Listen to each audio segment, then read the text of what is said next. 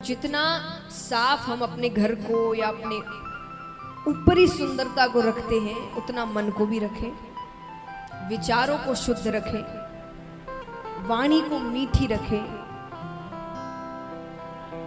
जो भी बोले 100 बार सोच समझ कर बोले, क्योंकि शब्द वापस नहीं आते। और अगर आप कहे कि भाई इतना समय नहीं है हमारे पास कि बैठकर 100 बार सोचे हम कुछ बोलने से पहले, मत सोचो। सिर्फ एक बार इतना सोच लेना कि जो भी कहने जा रहे हो, यही अगर कोई और आपसे कहेगा तो आपको कैसा लगेगा। और अगर आप कहेंगे भाई मुझे तो अच्छा नहीं लगेगा, तो किसी और से भी मत कहना, क्योंकि थप्पड़ चाहे गरीब को मारो कि अमीर को मारो, लगता दोनों को ही जोर से है। ऐसा नहीं कि गरीब को तो आदत है भाई जितना भी मार दो तकलीफ नहीं होगी, और अमीर को आदत नहीं है तो उसे एक थप्पड़ भी बड़ी जोर की लगती है। दोनों को उतना ही लगता है।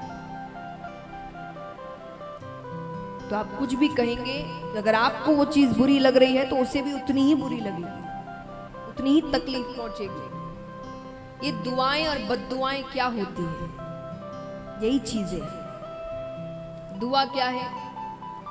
आपने कभी किसी का बहुत अच्छा किया, भला किया, उसने आपको दिल से आशीर्वाद दिया, दुआएं दी कि भाई इसने मेरी सहायता करी, भगवान इसकी रक्षा करे।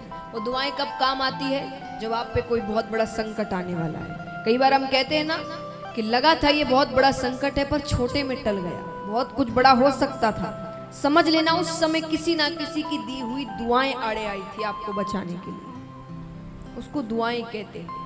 लेकिन बद्दुआएं भी ऐसे ही काम करती हैं। आपने कभी किसी का बहुत दिल दुखाया था, अब आप कोई कार्य करने जा रहे हैं, बड़ी मेहनत की आपने उस कार्य में, सब कुछ मान लीजिए आपने दांव पे लगाया हो, और वो काम बस सफल होने ही वाला है, आपको लग रहा है कि बस हो गया ये काम, और अचानक सब कुछ उल्टा पड़ जाता है और आप समझ ही नहीं पाते कि काम असफल हो कैसे गया। उस वक्त किसी की बद्दुआएं आड़े आ गई थी। तो किसी का दिल मत दुखाइए, इससे बड़ा पाप और कुछ नहीं है। बाकी सारे पाप बाद में आते हैं। किसी भी इंसान, पशु, किसी का भी अगर आप दिल दुखाते हैं तो बहुत बड़ा पाप है।